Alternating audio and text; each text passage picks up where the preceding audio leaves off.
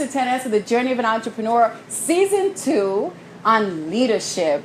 And we have a guest today by the name of Sal Levatino. He is the owner of SL Business Solutions. And we're here to talk about the next level. I'm very excited. As you know, we have decided that this is going to be our topic for this season. It's all about leadership, how to get there into growing your businesses into the next level. And today, he's going to give us some key information. Some of the things that Sal specializes in is developing systematization. As you know, it is key. It's one of the secrets that corporations have, right? A solid foundation is critical to a small business because then it allows you to build a firm structure on top of that without having to worry about the basics. Now you can focus on marketing and selling and doing what you need to do. You see? So systematization, and he also, which I really think it's important, he specializes in strategic competitive business planning. As a business owner myself, and as you know, that I've been building a second business, and I hired a coach who we interviewed last week, Doug Brown, and because he's not in my industry, he questions me, you know, like sometimes I write lingo, or this is my idea, and he's like, well, the average person doesn't know what that is. So it's very important that you have a coach. So Sal, let's start with the next level. Okay, great. Tell me a little bit about some of the things that people should have or have in place in order to go to the next level. Sure. And I've noted throughout my coaching career that people struggle with that concept. How do I get to that next level, coach? I'm maxed out. I'm working 14 hours a day, 7 days a week. How do I grow my business from there? And my working definition of a next level for my clients is when the role of the owner changes. So think about that for a business that you might be involved with, how important it would be for you to change the role of the owner yourself from doing all of the day-to-day tasks and doing all the job of the business to refocusing some of that energy on growth and marketing and relationships and building community, because that's what a small business is about, relationships and community. Absolutely. This allows you to do that. So that's my working definition of a next level. Some of it is absolutely part of systemization. It has to have a strong basis so you can pull away from your business and still know that what needs to happen is happening without you. So I remember when I first started, I had a lot of hats, Sal. I did, I was receptionist. Oh. I was the filing clerk when we used to file paper. I did sales, accounting, maintenance, repairs. And you're not alone. You're not unusual. Everybody starts that way. That's right. So give us an example of what is systemization. Give a small business owner or someone that's just starting it. He's like, okay, I want, or she is saying, I want to systemize, but how? Well, the best advice I can give you is all of those little things that you do, even if it's as simple as taking deposits to the bank. Write it down, commit it to paper. How does it get done? Where are the deposit slips? Where the bank is? So you can give it to somebody else to do very easily. You've trained the piece of paper, not the person. So now you don't have to spend as much time with the person. You have the manual. You have the operational guideline. Did you hear that? That's crucial. I learned that after a long time in business. Let me tell you, it is not about training people. It's about having processes in place and letting that person follow the process. You hit it on the nail. So important. And if you have any questions, feel free to share. Hello, Steve. Hello, Chipu. So if you are interested and have more questions or you're confused, please type it in. There's no question that's not important. Right. So systemization. So let's say a person is just, it's a one-person show, right? Right. And they're about to hire. Right. Before they get there, you said something about a manual. So how do you do that? Well, hiring is another area where systemization will come in so handy. Creating a hiring process that both gives you an idea of how we want to interview, who is going to interview, who's going to take the original call, who's going to receive and review the resumes, but also who are you looking for? Who will fit in your business? When it comes to hiring, I believe there's 3 fundamental questions. Can they do the job? Will they do the job? And will they fit? Because fit for a small business is critical. If you have only 5 people in your business and there's one bad hire, that has a much bigger impact than if you're in a much larger organization. So I recommend thinking thoroughly about who is going to fit, who can you work with, who do you want to work with, who would best fit and help you grow your business, and then look for that person, not scatter a job description on Craigslist and begin taking random resumes. In other words, don't do it the way I did it. which was, help! Anybody? You want to come and work for me? I don't know what you have to do, but I need help. See, that doesn't work. And that's actually a great point. Also have a very clear idea of what you're asking that person to do. That will make looking for the right person so much easier. Now you know what you're exactly looking for, not just anybody. That's true. That's true. So we're talking about someone that already has a business. What if someone works for a large corporation and makes tons of money, and they're about to either retire or they're looking, it's not fulfilling them inside, right? And they're ready to start a business. What would be some of the things that they need to have to know before going to that next level? I look at that as, and I am a corporate refugee as well. 8 or 9 years ago, I came out of the big corporate world, and one of the most fundamental questions that needs to be answered for those kinds of people is not can you do the business itself, because you're probably an expert at whatever it is you want to do. Right.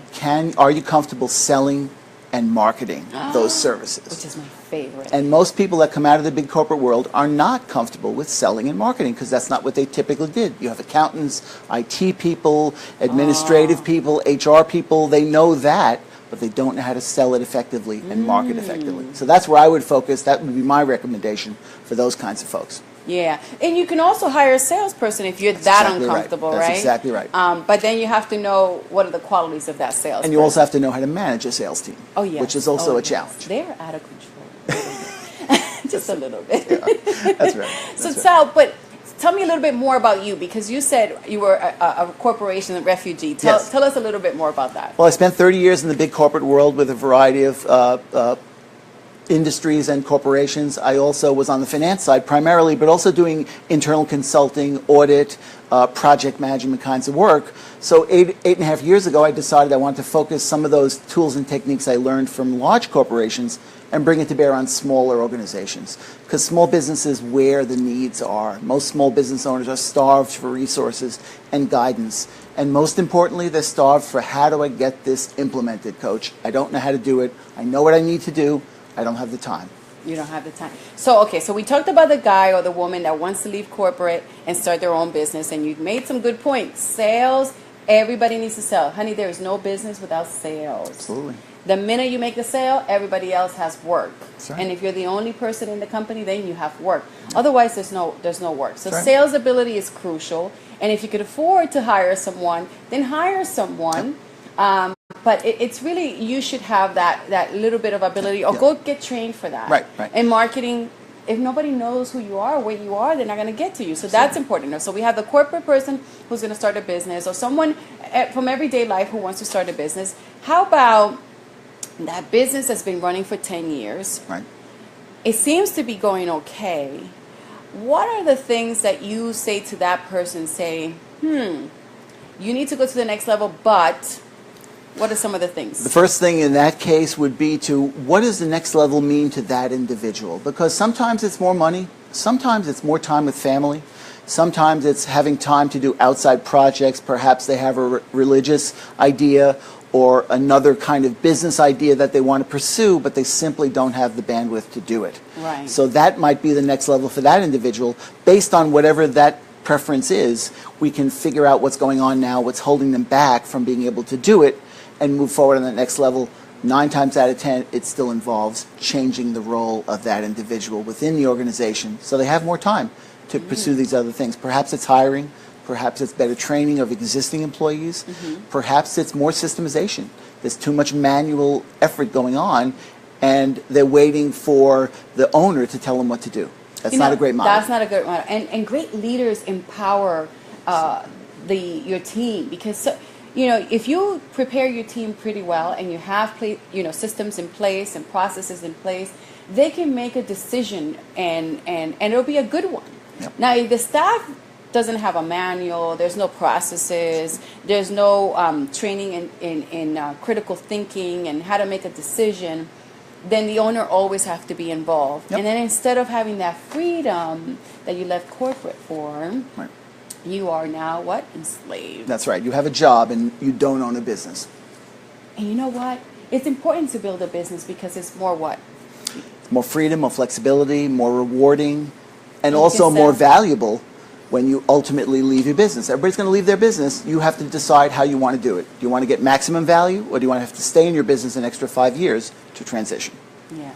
About 7 years ago, just before my life went a little haywire, and life does that. There are sicknesses, there are divorces, there are deaths, there's shift in the economy, there's a lot of things. You know, our friends and families that are in Florida and in Texas and Puerto Rico, and all, their lives have changed now forever, and there are shifts that happens. You know, maybe some of those people had businesses, and now they don't have a business that, you know, and then they don't have money to support themselves. So these things happen, these shifts happen in life, and when you build a business that can be sellable and that it's running on its own, it gives you that freedom to have a real life. One of the things for me, the most important thing is spending time with my family.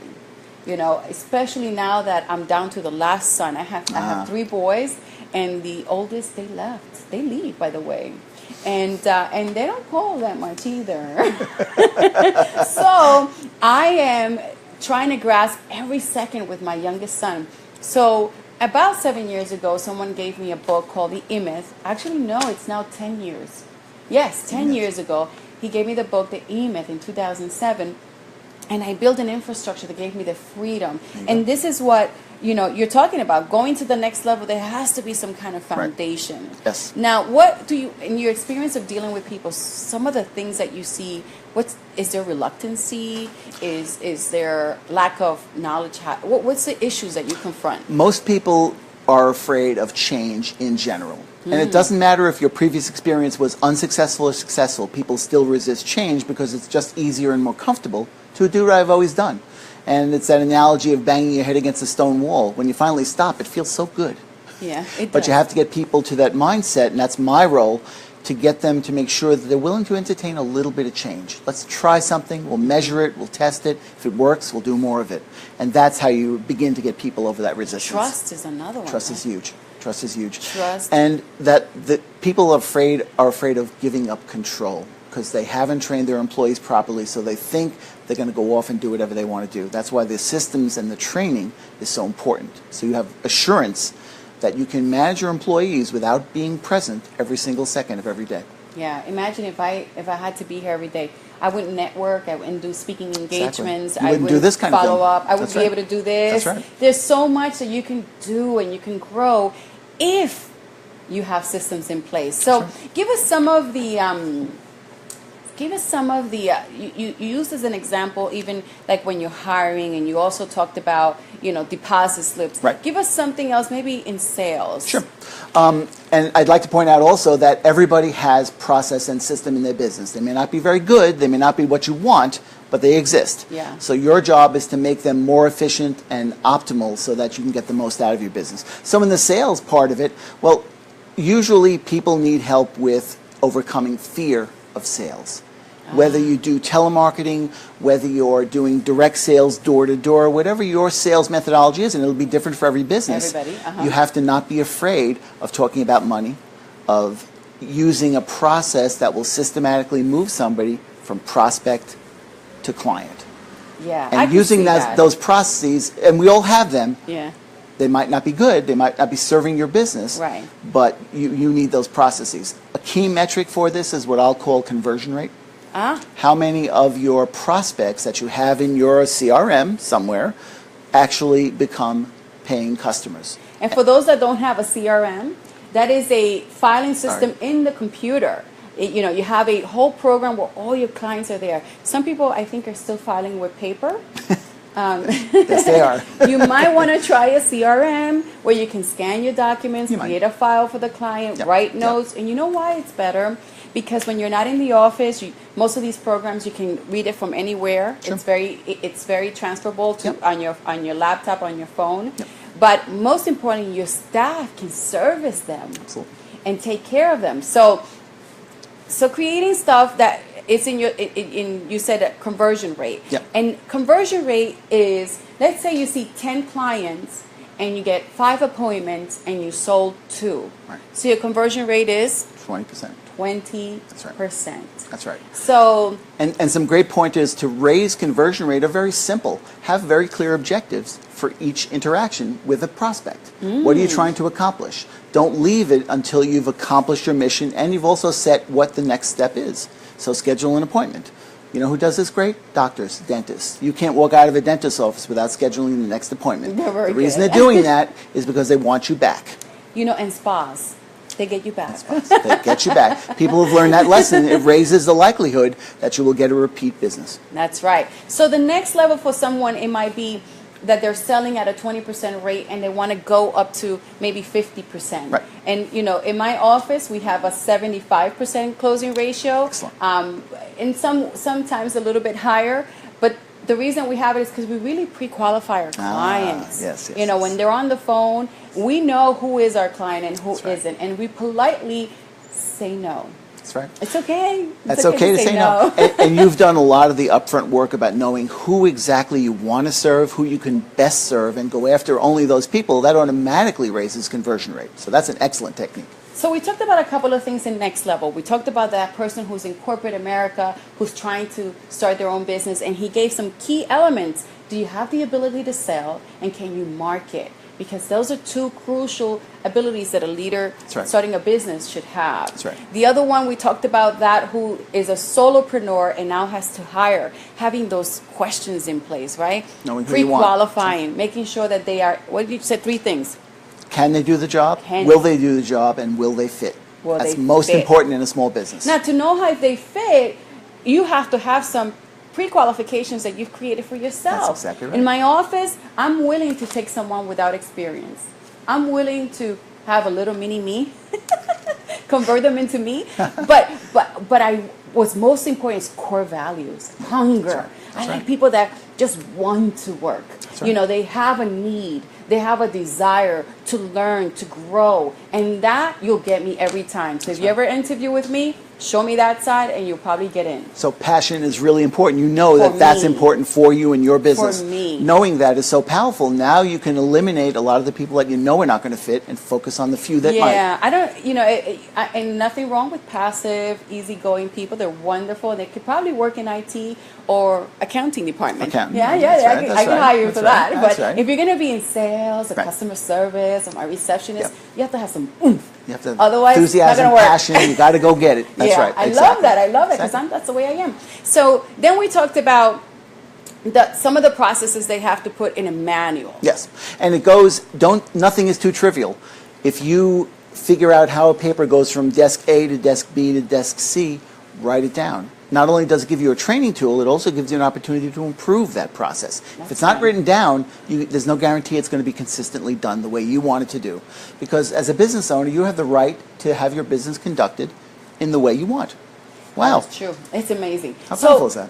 You also mentioned that there are some issues with changes. A lot of people don't like change. They have fears. They have fear of trust, of giving out power, or feeling that they're not in control, etc. But you said something that if you're able to do that, then you have that desire, whatever's that drive of getting there, where it's more money, more family, maybe a philanthropist, some of these things that you want to do, but you find yourself limited because by the time you get home, you sit on that chair and you fall asleep. Right. And you have to be willing to take some first steps. Engage a coach, engage a consultant, talk to Esther. She knows all about how to become a great entrepreneur. I love it. Follow her on Facebook. Those are the kinds of things, those little first steps. You get a little bit of encouragement, a little success, and it begins to roll down the hill. I have to tell you, the first time around, I did it without a coach because I didn't know. I really didn't know. And now that I'm building Grassroots Insurance Group, it's another insurance company, I have found that even though I did a lot of the preparing myself for it, the coach, when he reviews it, he questions it and he asks me for numbers and how do you know this is going to work? Is this going to be profitable? Show me what's the average premium and what are the sales that you have to make and how are you going to handle all these extra work and what's the cost factor? That's right. And how important? By yourself, you don't do it. And how important would it be in your business to have somebody who you trust that is objective and not invested in any particular solution, but in your success, have that person available to, as you said, use them as a sounding board, advice, mentoring, pointing out things that are obvious to the outside world but not obvious to you because you're too close to it. Too close. So that's the power of having that independent person help you in your business, side by side, sitting with the owner, improving. Now let's talk about the last part. So now the journey has gone on, you've done a great job, and now you have to exit. Yes. Some of us get nervous about that. I Right. am not there yet, and the thought of it is like, I'm not gonna have an insurance agency. What do you mean? What am I gonna do? Because it defines you after a while, doesn't I it? love it. So tell me about how do you work with the people with exiting? Well, I always recommend if you're thinking in the future about when you want to exit, think of it in terms of, okay, I have a date, perhaps when I turn 65 or 60. Back it up 5 years and employ somebody, a coach or a consultant that can help you create the path to get from here to there to maximize the value of it. Because think of it this way, if you were investing in a business and you took the owner out and there was no business, you wouldn't make an investment, would you? Or the investment would be a quarter or a tiny bit of what it should be. Whereas if you can just take the owner out and you assume the role and everything is working smoothly, that's a much more valuable business. So you're saying that about 5 years before you are in retiring, you should consider have someone review. Right. Make sure all your ducks are in the row, your finances, Your process, your processes, Yep. your But also- sellability, your value. But also think about what the end game is. It's selling, perhaps it's allowing the employees to purchase it, management buyout. Perhaps Right. it's leaving it to a son or a daughter or a family. Yeah. Perhaps it's leaving it where it is and creating an annuity stream for your retirement. Right. Or J&J, what they did, Johnson & Johnson, what they did is that they created a trust with a board, and none of the family members can ever run it. They can never be the CEOs. They get paid. I wish I was J&J's grandchild. Okay, well, I'm not. But what they did is so that the company can continue growing and creating these new medicines and evolving, and as big as it has gone, they've done it with a board and a board of trustees. And they never sold it. And so the family gets to, so that's what I think I like to do if I can get that big. Yep. You can create a company. They've created a company where the stock represents ownership. If you keep the family out of it, you avoid some of the sandbox and relational issues that always happen in a family business. And now you have objective management whose sole goal is to grow the company. I had heard that when a business is inherited by a family member, it only takes 2 more generations and then it dies. It's so sad. Well, you lose the passion of the original owner. The original owner was all about the business. The next generation loses some of that, and then following on, it gets harder and harder. So I hope this was helpful to you. Give them some last tips as we close here. Don't be afraid to make yourself a little bit uncomfortable. Go out of your comfort zone. Think about some small changes that you can make, because small changes have gigantic impacts if they're implemented consistently over time. Fantastic. So my name is Esther Tanez with The Journey of an Entrepreneur, here with Sal Levatino from SL Business Solutions. I hope this was helpful to you. If you missed it, don't worry. It's going to be on YouTube. It stays on Facebook, as whatever you post, by the way, stays on Facebook. This is sponsored by Esther Inc. Insurance Agency, where your protection is our priority. And I'm so glad that you were with us today. I hope this was useful. Share it, hit like, or follow us on YouTube. And we'll see you next week. Very good. Next Thursday at 1:30. Thank you, Sal. Thank you. Have a fantastic day. Take care. Ciao. Bye-bye.